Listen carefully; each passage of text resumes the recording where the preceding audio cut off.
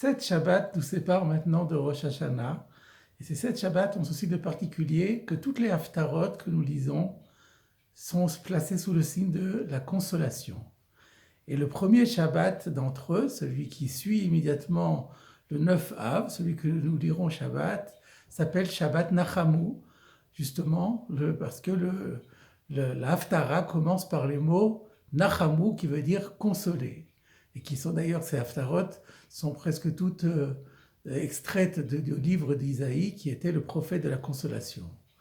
Les deux premiers versets de cette Haftara soulèvent trois problèmes. Le verset nous dit « Nachamu, Nachamu, Ami, Omar Elokechem » « Consolez, consolez mon peuple, dit votre Dieu. Parlez au cœur de Jérusalem, criez-lui et dites-lui que ses épreuves prennent fin, qu'elle a reçu le pardon parce qu'elle a reçu une double peine pour ses fautes. » Et de la main d'Hachem. Première question, pourquoi on redouble consoler, consoler, consoler. Deuxièmement, pourquoi on dit que elle a reçu une double peine? C'est quoi la double peine? Et en plus, on dit que cette double peine est venue du Hachem, c'est-à-dire du tétragramme, les 4 lettres Yud Kei Vav Kei, qui, comme on le sait, connote la miséricorde. Comment on peut dire que la double peine reçue par Israël en cause de ses fautes émane du nom de la miséricorde divine?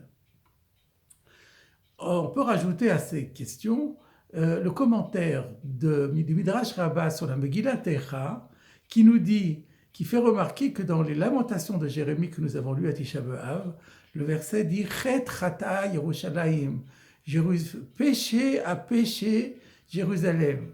Et donc le Midrash nous dit Israël a péché doublement, comme il vient de dire Chet chata Yerushalayim. Il a été puni doublement, comme on vient de dire dans notre verset, qui flaim lakou, ils ont reçu double peine, et ils seront doublement consolés. Quel est le message du Midrash? Qu'est-ce que c'est ce triple concept de double péché, double faute, double peine et de double consolation? Rabbi Shlomo Yosef Zevin, Zichrono Livracha, explique ce concept à partir de 2 versets de notre paracha que nous lisons ce Shabbat, la paracha de Vaetranan, qui coïncide toujours avec le Shabbat Nachamu, qui est lu juste après le jeûne du 9 Av. On sait qu'au début de la paracha, Moshe Rabbeinu implore Dieu et lui demande de le laisser rentrer en Eretz Israël. Et quand il s'adresse à Dieu, il dit « Hachem Elohim ». Hachem Elohim, c'est une sorte de contradiction, parce que Hachem, comme nous l'avons dit, connote la miséricorde divine, Elohim, comme on sait, connote la justice divine dans toute sa rigueur. Alors comment on peut accoler ces deux termes qui sont complètement antagonistes? Rachir explique, cela veut dire Rachum Bedin, que Dieu est miséricordieux dans la justice. Mais comment peut-on être miséricordieux dans une justice rigoureuse? Donc la question reste encore à éclairer.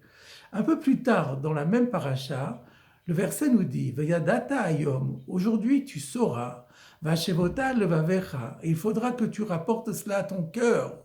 « Ki Hashem ou Elohim » que Hashem, la tribu de miséricorde, c'est Elohim, le Dieu de justice rigoureuse. Hashem ou Elohim, cette phrase est bien connue, elle sera reprise par le peuple d'Israël à l'époque du prophète Élie sur le mont Carmel, qui diront 2 fois Hashem ou Elohim, et nous-mêmes, chaque année, à la fin de Yom Kippour, nous clôturons la prière de la Neila par ces 3 mots, Hashem ou Elohim, le Dieu de miséricorde, et le Dieu se confond avec le Dieu de la rigueur divine. Et comment ces 2 termes antagonistes peuvent-ils coexister? Eh bien, la réponse est que Dieu est tout à la fois d'une justice rigoureuse et d'une miséricorde considérable. Simplement, tout dépend du contexte et tout dépend du domaine dans lequel l'intervention divine va se produire. Et donc, de quelle façon? Eh bien, dans le monde, nous le voyons. Le monde est gouverné par les forces de la nature. Les forces de la nature sont en fait des agents de la justice divine. Parfois, les lois de la nature sont d'une dureté, d'une rigueur, et font très très mal. Et ce sont les agents de Dieu. C'est pour cela que le nom de Dieu Elohim, c'est bien connu, a pour valeur numérique 86, et c'est exactement la même valeur numérique que le mot Hateva, qui est la nature. La nature se confond avec le Dieu de justice. Mais à côté de cela, eh bien, Dieu a donné à Israël la Torah et les mitzvot. Et par le biais de la Torah et des mitzvot, on peut introduire dans l'univers, on peut introduire la dimension de la miséricorde divine. Et voilà comment ces deux termes peuvent se décliner pratiquement en même temps. Et ce qui est vrai au niveau de la planète est vrai également au niveau de l'homme, de l'humain, mais de manière plus sophistiquée encore. D'un côté, l'homme est gouverné par son corps, par ses forces physiques et naturelles, par ses pulsions, et ce n'est pas par hasard que dans la paracha de Bereshit, on dit que l'homme a été créé B'Tselem Elohim, à l'image de Elohim, à l'image du Dieu de la nature, du Dieu de la rigueur, de la justice. Donc d'un côté, l'homme, il est soumis à la nature. Mais d'un autre côté, l'homme est animé d'une neshama. La neshama, c'est une âme, c'est une étincelle de divinité, et cette fois-ci, c'est une étincelle qui provient de l'attribut de miséricorde. Et donc, cette dualité se retrouve dans l'homme. D'un côté, il est tiré vers le bas par son corps, et d'un autre côté, il est tiré vers le haut par sa neshama.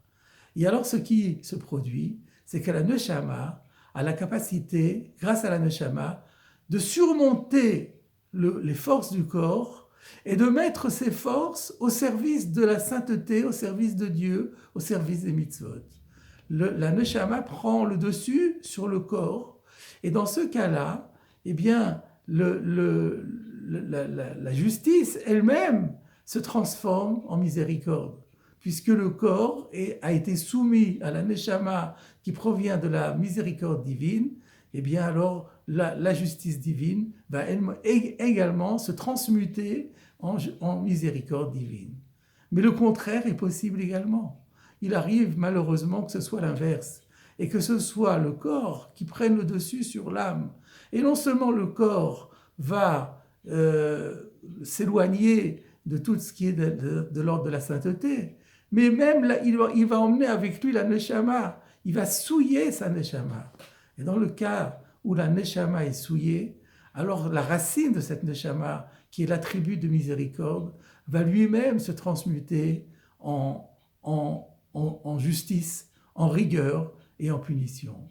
Voilà, avec cette introduction-là, nous sommes en mesure de répondre à toutes nos questions. Qu'est-ce que c'est que Chet Ratay Yerushalayim, cette double faute dont Jérémie se fait l'écho? Eh bien, c'est ça que Jérémie dit à Israël. Non seulement vous avez laissé votre corps fauter, mais en plus, vous avez emmené votre âme avec. Votre âme aussi s'est laissée entraîner dans la faute.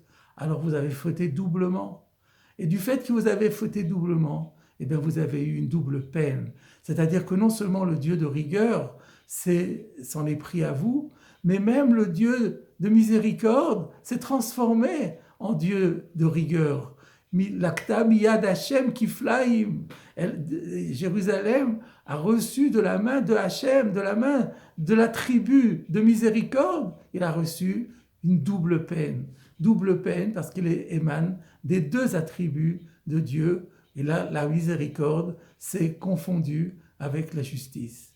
Et parce que vous avez reçu ces doubles peines, et si vous avez pris conscience de vos fautes, et que vous avez pris toutes les résolutions nécessaires pour que telle chose ne se reproduise pas, alors vous finirez par avoir une double consolation, à savoir que cette fois-ci, ce sera l'attribut de rigueur qui lui-même sera heureux de faire preuve de la plus ample miséricorde. Et ce sera au moment de la Géoula finale, si Dieu veut, le plus vite possible. Bimera be'ameinu, amen.